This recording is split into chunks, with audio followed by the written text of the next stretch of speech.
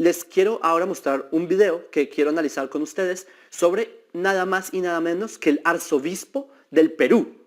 El arzobispo, eso es un cargo de la jerarquía católica muy alto y es un discurso que hizo hace un par de semanas y las cosas que él dice contra el judaísmo, contra los judíos, ideas totalmente erróneas. Yo no entiendo cómo es posible que que me digan que un ignorante, pero un arzobispo diciendo cosas totalmente y que no tienen nada que ver con el judaísmo, se ve que no conoce las fuentes, que no sabe de lo que habla. Les quiero mostrar un video de este discurso que hizo el arzobispo del Perú, que es el arzobispo de Lima y primado del Perú, así es como el título, que hubo un evento del aniversario de la fundación de Lima. Entonces, saludos y felicitaciones a todas las personas que son acá del Perú, les enviamos saludos desde Israel, pero lo que ocurrió es que en ese evento se reunieron la presidenta del Perú, ¿sí? Se reunieron el presidente del Congreso, el alcalde de Lima, alcaldes de otros lugares, ministros, y se reunieron y el que dio el discurso fue el arzobispo de Lima. ¿Qué dijo en el discurso? Un personaje llamado Melquisedec. Melk significa rey, Sedec significa sacerdote.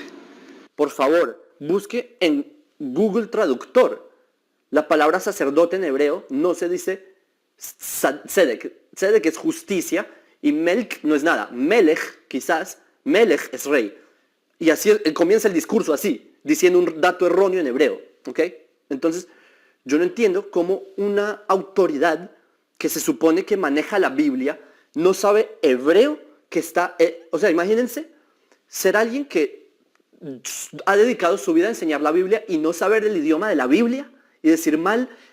Y este no es el detalle, ¿sí? Esto solo es para mostrar el trasfondo de falta de, digamos, conocimientos sobre temas bíblicos. Otro error, citar mal la Biblia. Un cierto momento dice, sí, como la promesa que le fue hecha a Abraham. Unas palabras que Dios mismo le había dicho a Abraham. Bendeciré a quien te bendiga y en ti serán bendecidos todos los pueblos de la tierra. Los pueblos de la tierra, y no dice los pueblos de la tierra. Mishpejot adamá son las familias de la tierra. Imagínense estar citando mal la Biblia. O sea, hacer un discurso frente a la presidenta de su país citando mal.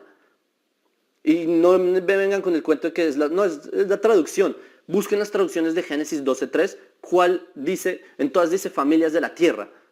Yo no entiendo de dónde sacó, ya entenderán la indignación para un judío ortodoxo que sabe el hebreo, sabe el Tanaj, y escuchar a una persona que tiene un cargo eclesiástico así, citar mal el Tanaj, no decía en hebreo, pero aquí yo, en verdad, en este momento yo no estaba furioso, yo estaba como diciendo, bueno, pobrecito, el arzobispo no sabe hebreo, está bien, no lo juzgo, ¿sí? A pesar de que se supone que han estudiado en seminarios, etc., no sabe hebreo, está bien, y tiene una mala traducción de la Biblia y se está inventando un versículo que no existe, está bien, pero a continuación, y esto quiero que así lo veamos juntos, una parte del video, del discurso, transmitido por televisión nacional frente a la presidenta y frente a todo el país, y miren las cosas que se pone a decir el arzobispo del Perú.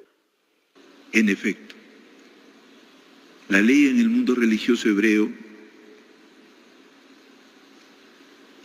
era prohibitiva en muchas cosas que eran necesidades verdaderamente humanas.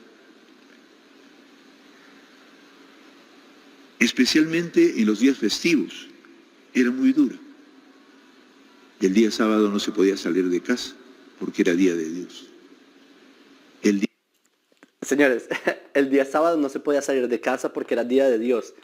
¿Cómo hicieron los judíos durante estos milenios que han transcurrido, sí, más de 3 milenios, sin salir de sus casas una vez a la semana, encerrados todo el día? ¿Cómo? ¿Les parece que tiene sentido esa afirmación? Es más, ¿cómo iban los judíos a la sinagoga? ¿Cómo vamos y cómo iban a la sinagoga, o digamos al templo, el sábado, en Shabbat, si estaban encerrados en sus casas? Es más, a Jesús, de acuerdo a los evangelios, lo ven profanando Shabbat, recogiendo espigas, etc. Y en los campos, ¿sí? En los campos, no en la ciudad, en los campos, y vienen los sabios y le reclaman. le dicen, oye, porque estás profanando en Shabbat. La Torah dice que no profanes. Y empieza a dar un discurso, pero ¿cómo se dieron cuenta que él estaba profanando Shabbat? ¿Estaban encerrados en sus casas y con un telescopio vieron a los campos? ¿O porque estaban afuera de su casa? Tiene sentido, ¿verdad? Entonces, acá está haciendo una afirmación que al parecer él no conecta los cables con su propia Biblia, los contextos. Yo creo que acá el arzobispo debió primero preguntarle a un rabino, oye, los judíos pueden salir de sus casas en Shabbat, en los sábados, y al parecer si hubiera la respuesta que le hubieran dado, él no hubiera dicho severa afirmación al frente de todo el gobierno de su país. Pero así estamos. El día sábado, si había en la puerta de mi casa una persona muriéndose, no debería auxiliarla porque sería cosa de Dios que se muriera ese día.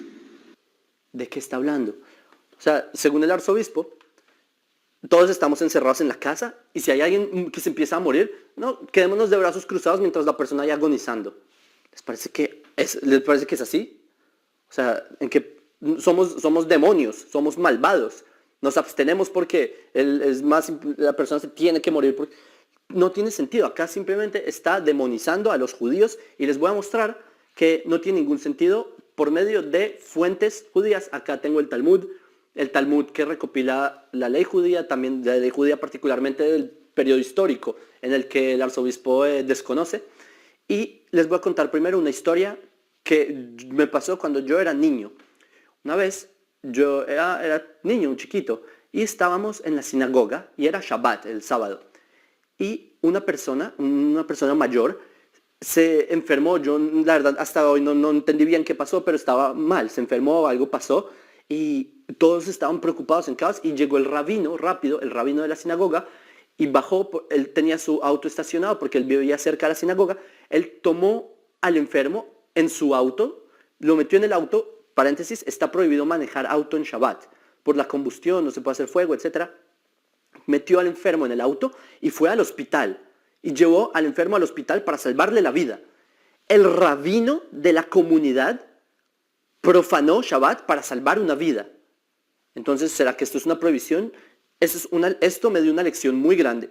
Quiero primero hablarles un poco de las fuentes. No sé, entonces los judíos dejaban agonizando a alguien ahí porque era Shabbat. ¿Será que el arzobispo tiene razón? Leamos qué dice la ley judía en verdad.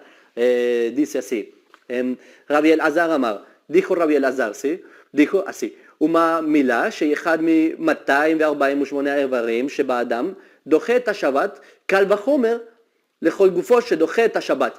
Dice que si se permite en Shabbat, se permite profanar Shabbat para curar un órgano, para salvar incluso un órgano, con mayor razón para salvar todos los órganos.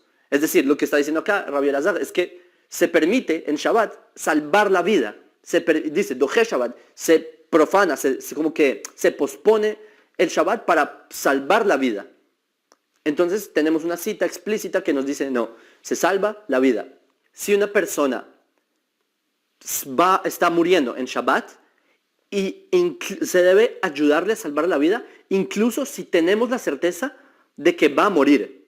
Incluso si le queda 1 hora de vida, debemos tratar de salvar la vida y extenderle esa hora de vida que le queda. El Talmud nos está diciendo que sí, una persona que está a punto de morir, vamos a salvarle la vida incluso cuando tenemos la certeza de que va a fallecer, debemos esforzarnos por salvar la vida en Shabbat.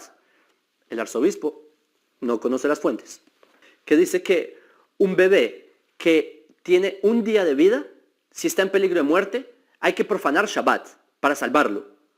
1 día de vida, es decir, no se menosprecia, incluso si no ha hecho nada en su vida, incluso por el hecho de que sea un bebé de 1 día de vida, si es Shabbat y el bebé está en peligro, se profana Shabbat para salvarlo. Porque las leyes son para que nosotros vivamos, no para que Shabbat, entonces bueno, matémonos. Eso no existe. El arzobispo simplemente no conoce las fuentes.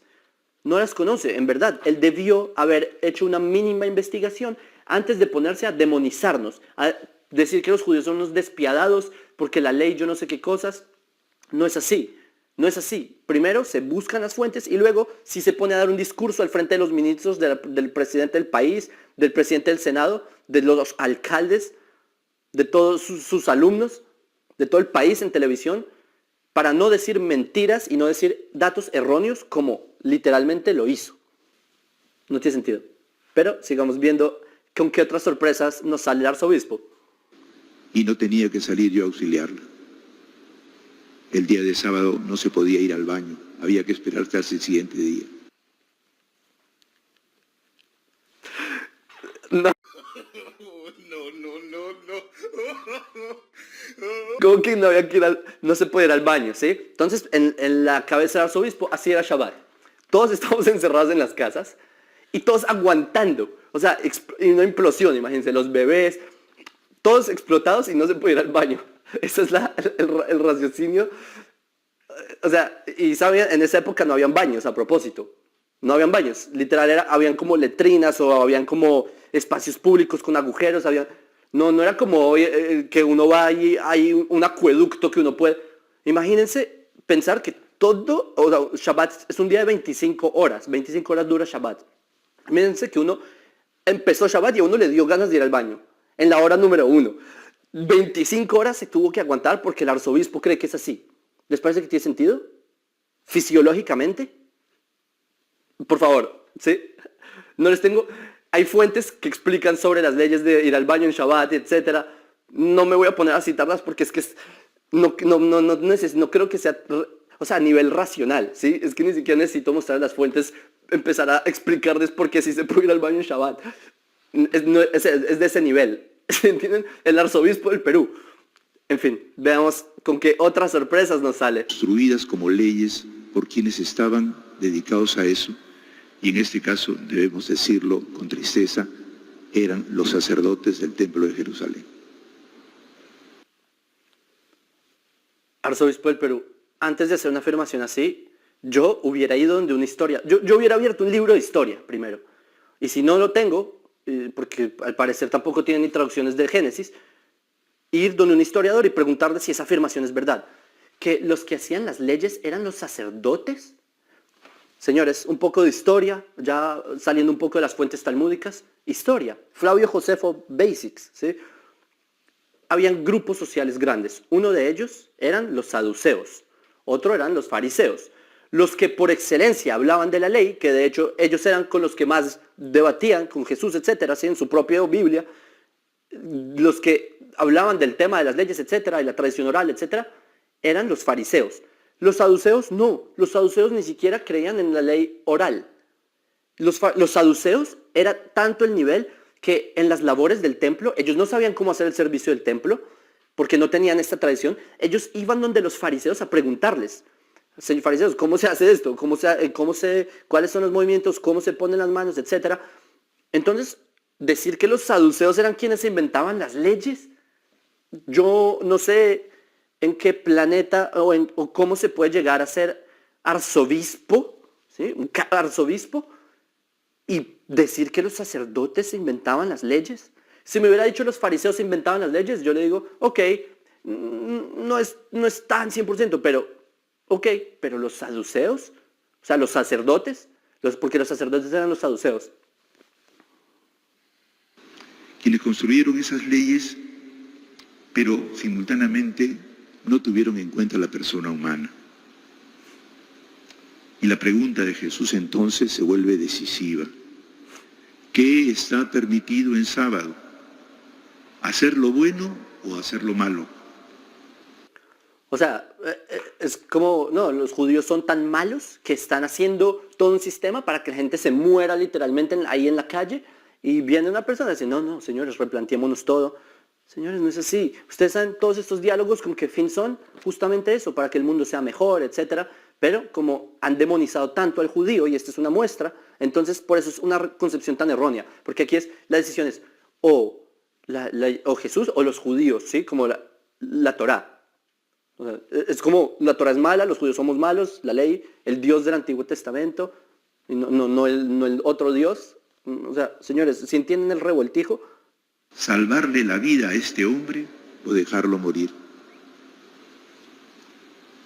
traduciendo, que permiten las llamadas leyes divinas, la muerte o la vida de las personas. Deberían permitir la vida, ¿verdad? Pero los que escuchan, en este caso, que están en la sinagoga, callan. ¿Y por qué callan?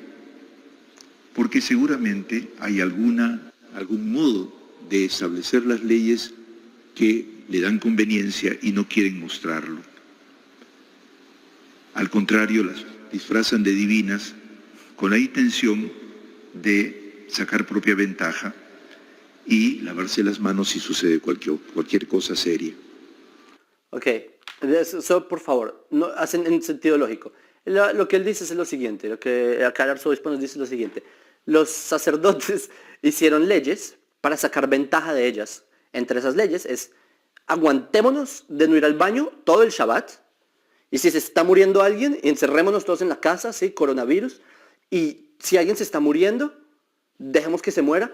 ¿Por qué? Porque nos conviene. Explíquenme cómo le conviene eso a los saduceos.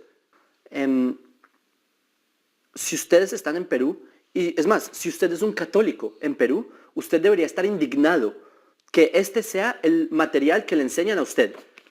Solo piénsenlo. El líder religioso de su país les está dando datos que no son verdad. Les están diciendo cosas que simplemente no son las fuentes ni históricas, ni bíblicas, citas erradas.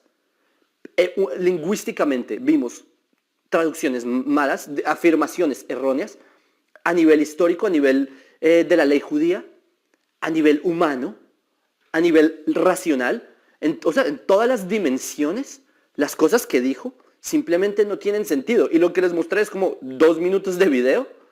Imagínense, todo el video es así. Me voy a detener acá porque ya vamos un buen tiempo escuchando sobre cosas que no tienen sentido, pero imagínense el resto del video.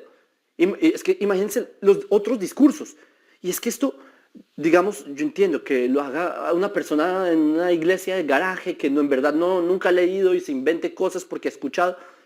El arzobispo, si usted es católico, yo creo que usted debería estar indignado. Ustedes deberían ir a quejarse y enviar una carta, pedir que se retracte. Es más, este tema yo se lo pregunté a uno de los mayores expertos de judeofobia a nivel mundial en Israel.